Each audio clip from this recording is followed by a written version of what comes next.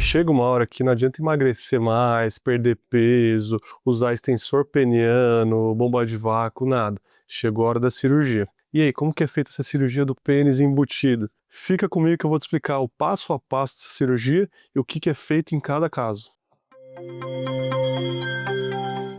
Olá, tudo bem? Eu sou Eduardo Costa, sou médico urologista aqui na Paulista, em São Paulo. Para agendar uma consulta, basta ler o QR Code aqui na tela ou clicar no link da descrição desse vídeo. Esse é o quarto episódio da nossa série completa sobre pênis embutido, pênis escondidinho. Então, se você não assistiu todos os capítulos, se inscreve no canal, dá o like, volta lá, maratona e depois compartilha com seus amigos. Mas vamos lá, como que é essa cirurgia do pênis embutido, para ele aparecer, para ele renascer, ressurgir das cinzas? Vamos lá, isso depende do tipo de pênis embutido que eu expliquei lá no segundo vídeo. Mas para facilitar, eu vou te dar casos reais do dia a dia, ali, exemplos clássicos, para te guiar, para você entender qual que é o meu tipo de pênis e tudo mais, a minha cirurgia seria essa, seria aquela, para você entender melhor. Vamos lá, primeiro caso do dia a dia. Paciente acima do peso ali, tá com o pênis parcialmente embutido, tá ali 3, 4 centímetros para dentro. O resto tá aparecendo, né? Um pênis totalmente embutido, dá pra ver. De lado a gente vê parte do pênis. Mas quando a gente desce o dedinho assim, tem ali uma haste que não tá aparecendo. Em relação ao pubis, ele tem um pouquinho de gordura no pubis, um pouquinho de pele também, a pele mais caída ali sobre o pênis.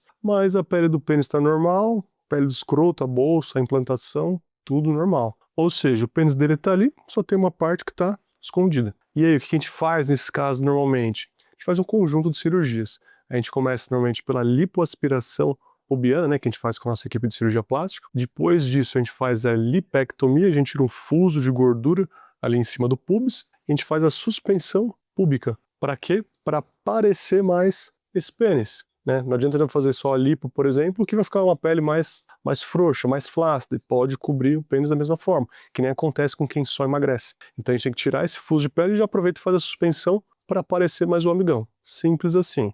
Uma cirurgia que demora em torno de 2 horas, a gente faz com anestesia geral, no centro cirúrgico, operou, vai de alta no dia seguinte, normalmente vai de alta com dreno. Esse dreno tira ele depois de 3 a 7 dias. Agora me diz, você acha que seu caso é parecido com esse ou com os que eu vou te contar? Assiste tudo aí e depois me conta. Bom, vamos lá, segundo caso, super comum no consultório. Paciente um pouquinho mais gordinho, paciente com sobrepeso mais significativo, né, obesidade, com o abdômen em avental, né, aquela barriga que quase dobra sobre o pênis. Além disso, ele tem bastante pele e bastante gordura ali no pubis, com uma flacidez de pele também, ela também cobre, então é como se fosse o abdômen cobre e a pele também cobre o pênis. Em relação ao pênis, o comprimento total do pênis, ele é limítrofe, né, ele não está nem acima da média, nem abaixo, ele está ali no limite e está quase todo escondido, mas tem uma parte que está para fora. A pele do pênis está saudável, está boa. A parte escrotal, ele tem uma implantação alta da prega pênis escrotal. Então, a parte da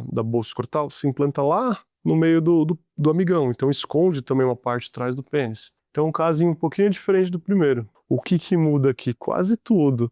Começando que a gente não pode sair operando esse paciente. Ele tem aquele abdômen avental, ele tem que entrar num processo de emagrecimento, tem que emagrecer bem antes da cirurgia. Por quê? Que adianta trabalhar tudo ali embaixo, se o cara tem um abdômen avental que quase cobre ali a parte do pênis, não adianta nada. Então ele tem que entrar num processo de emagrecimento até isso daí melhorar, para aí sim depois a gente operar. Feito isso, o que a gente vai fazer? Semelhante a outra cirurgia, o comecinho, lipoaspiração, lipectomia, né, tirar o fuso de pele, suspender para aparecer mais o amigão. Isso na parte do pubis. E em relação ao pênis, a gente tem que soltar o ligamento suspensor do pênis. Por quê? Lembra que eu falei que o pênis está no limite ali? Então, soltando, a gente consegue uma maior expressividade, o amigão aparece mais. O que mais? Na bolsa escrotal, está escondendo parcialmente, a gente tem que soltar, implantar lá embaixo, fazer uma escrotoplastia, né, que é um procedimento que aumenta ali 1 hora o procedimento, né, completo, e a liberação parcial do ligamento suspensor também mais ou menos 1 hora.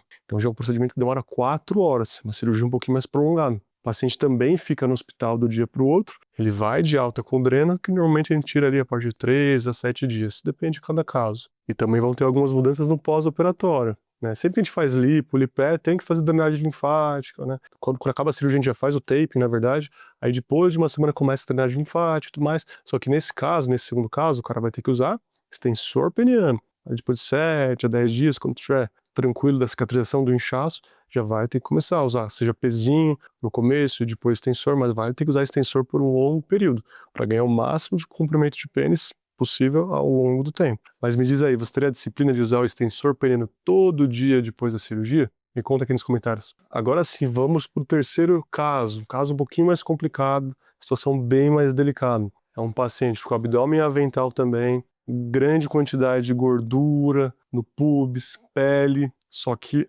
na parte do pênis, a pele do pênis, ó, não tá boa, totalmente encarcerada devido a líquen, pele toda encarcerada, a pele que a gente não conseguiu salvar com pomada, corticóide, hidratação, nada. Então a pele que vai ter que ser removida. Em relação à prega pênis escrotal, extremamente alta, quase cobrindo a parte de trás do pênis inteiro, e um pênis abaixo da média. Então a gente vai ter que soltar o ligamento suspensor do pênis também. Que mais? Em relação ao bolso escrotal, além de ter essa prega alta, ele tem um linfedema importante, ou seja, o saco ele tá bem grandão, cheio de linfa. Então já muda completamente o cenário. Por que é um caso mais complexo? O pênis totalmente embutido, tá para dentro, associado a bastante gordura encobrindo tanto do abdômen quanto do pubis. Que mais? O comprimento do pênis menorzinho, linfedema importante do testículo. Então a gente tem que fazer uma reconstrução completa, né? Sem contar a pele do pênis. Quando a pele do pênis não está adequada, além de tudo isso que eu falei, lipo, lipé, suspensão, soltar ligamento,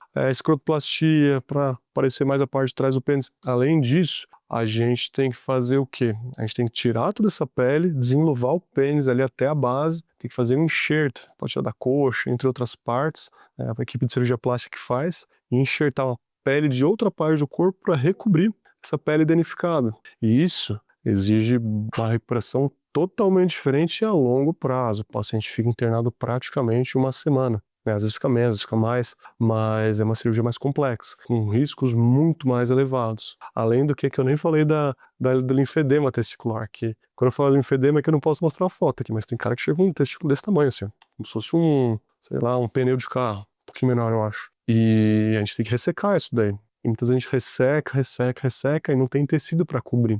E aí a gente tem que rodar um retalho de outra parte, seja da raiz da coxa, entre outras coisas. Então a cirurgia é extremamente complexa, né, que exige uma equipe que está acostumada a fazer isso, uma equipe de cirurgia plástica muito boa. Então é um tratamento completamente diferente. Aí o caldo fica mais grosso. Mas vamos lá, como é a recuperação de cada uma dessas cirurgias, né, que são cirurgias diferentes, vocês entenderam? Eu vou te explicar isso no meu próximo vídeo. Assiste lá, um abraço.